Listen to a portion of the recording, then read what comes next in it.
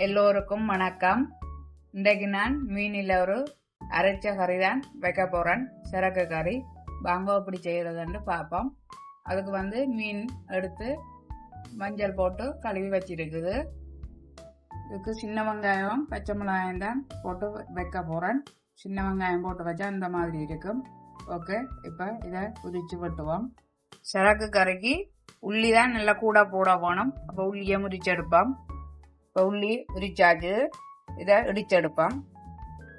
உள்ளியும் மிளகும் கிடக்குது, ரெண்டையும் சேர்த்து இடிச்செடுப்போம். கறி வைக்கிறதுக்கு நான் நல்லெண்ணெய் தான் பாவிக்க போகிறேன். அதில் நான் வெண்ணியன் நல்லெண்ணெய் தான் எடுத்துருக்கிறேன்.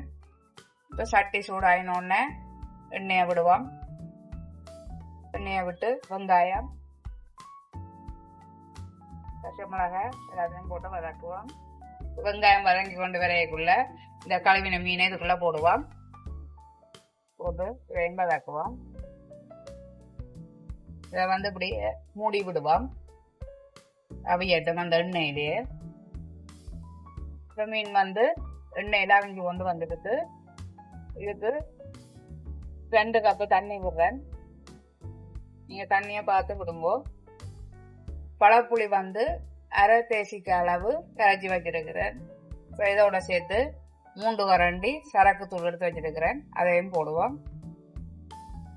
சரக்கு தூள் செய்கிறது நான் பிறகு அடுத்த வீடியோவில் போடுறேன் எப்படி செய்கிறதுண்டு.